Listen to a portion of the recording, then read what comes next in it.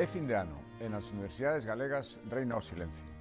Neste Pazo de Fonseca hoxe non se escoitan nin siquera os pasos dos estudantes que están aproveitando as últimas horas antes das uvas para repasar os apuntes dos exames de xaneiro.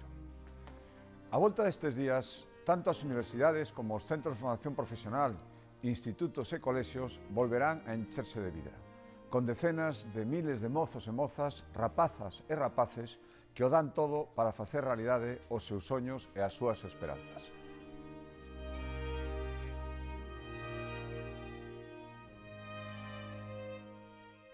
Queremos que todos eles atopen cada vez menos obstáculos no camiño para converterse naquilo que queren ser. Por iso, desde este ano, todos os estudantes que aproben poden matricularse gratis nunha universidade galega. Se hai vocación, se hai talento e se hai esforzo, a capacidade económica da familia non debe ser xa máis un obstáculo para facer unha carreira. E para quen prefira a formación profesional, Galicia ofrece tamén máis posibilidades que nunca, desde FP dual con prácticas en empresas ata os mestrados ou títulos de alta especialización.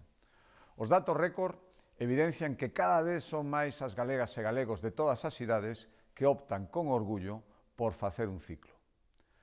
A educación é clave para o progreso dun país. Abre portas, reduce diferencias sociais e multiplica oportunidades para crecer. Centos de visionarios ao longo dos séculos tiveron o claro e fundaron institucións destinadas a difundir o coñecemento. A nosa mellor forma de renderlles homenaxe é que hoxe en Galicia todas as etapas educativas sexan totalmente gratuitas, desde que entramos á escola infantil ata que rematamos un grao ou un ciclo cun título debaixo do brazo. En Galicia nunca fomos unha terra complacente nin conformista.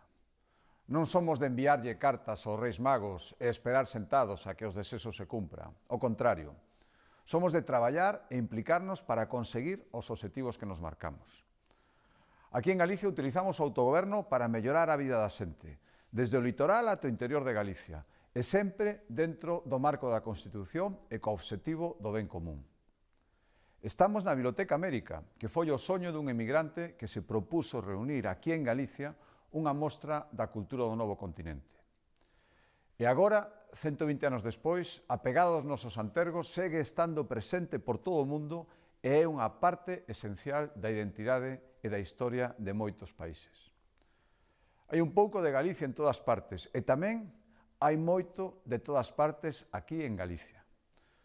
Nós amais fomos unha terra pechada en si mesma. Sempre estivemos dispostos a integrarnos en sociedades que en un principio nos eran alleas e tamén a permitir que persoas chegadas de moi lonxe contribuísen ao noso progreso. Nas comidas e nas ceas do Nadal de moitas casas galegas escóitanse diferentes acentos e historias ás veces de moi lonxe. A mesa é o imán que reúne as familias, que trazan o mapa desta Galicia universal. E tampouco, por suposto, esquecemos os que, por unhas ou outras causas, están a kilómetros de distancia e teñen que xuntarse por videochamada. Que sepades que, aínda que nesta ocasión non ides poder brindar en persoa, sentimos que estades moi preto de nós. E os reencontros, por suposto, non poden ser algo solo reservado a estas datas. Por iso dispoñemos dunha estrategia retorna que abre as portas e ofrece todas as facilidades aos galegos do exterior que desesedes volver a casa. E tamén recibimos cos brazos abertos a todos os que queran coñecernos e disfrutar da nosa terra. Eso sí, sempre que o fagan co máximo respeto, como están facendo, é certo, a inmensa maioría dos millóns de persoas que nos visitan e que están cada ano batendo récords. E hai, como sempre houbo, e sempre vai haber galegos que queiran construir o seu futuro máis alá das nosas fronteiras. Moitos acabarán volvendo, e dende logo todos deixarán testemunha de Galicia alá onde vayan. Que saibades que esta nunca deixará de ser a vosa casa. Marchar fora pode ser unha opción, pero xamais debe ser unha obriga, como tivo que selo para moitas xeracións de galegos noutras etapas da nosa historia. Aquí ten que haber sitio para todos os tipos de vida, para todas as ilusións e para todas as lexítimas ambicións de prosperar.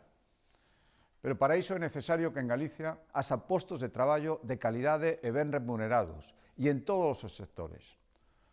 Temos unha posición estratégica, somos o balcón do Atlántico e a atalaya cara a América, e temos que aproveitalo. Aquí hai recursos naturais, temos moitísimo talento, temos infraestructuras e solo industrial para os proxectos que queiran asentarse aquí en Galicia e que, por suposto, terán que respetar o noso medio ambiente e a nosa contorna. As mozas e mozos que hoxe están estudando teñen que poder atopar aquí unha empresa que estea disposta a contratalos. E se se animan a emprender, deben contar con todas as facilidades para abrir aquí o seu negocio, o seu proxecto. Así é como se construe a Galicia do futuro. E tamén deben atopar aquí un fogar en condicións, porque ese é o punto de partida para calquera proxecto vital. Dende logo é moi duro que xente de todas as idades, pero especialmente os máis novos, teñen que falar de vivenda dende a preocupación e non dende ilusión de poder chegar a ela. Ofrecer solucións debe estar entre os propósitos de Aninovo de calquera administración. Por suposto, a Xunta ten que seguir traballando para que no Nadal de 2028, dentro de apenas 4 anos, haxa o dobre de vivendas públicas das que existen actualmente. En esas vivendas se poda poñer unha árbore, un belén, o que cada un quera poñer por estas datas. E tamén para encher de vida e de alegría todos os fogares de Galicia e que todas as persoas que queiran poidan ter fillos, hai que axudalos a superar todas as barreiras, tanto médicas como económicas, de conciliación, calqueira que poida separalos desa meta tan desexada. O facer balance do ano que rematamos é obrigado recordar as persoas que sufriron a catástrofe de Valencia, especialmente, en primeiro lugar, as que perderon un ser querido, pero tamén as que perderon a súa casa ou o seu negocio. Galicia vai seguir estando cos valencianos agora tamén, na recuperación. E tamén envío unha forte aperta a todas as persoas para as que o Nadal non é sinónimo de alegría.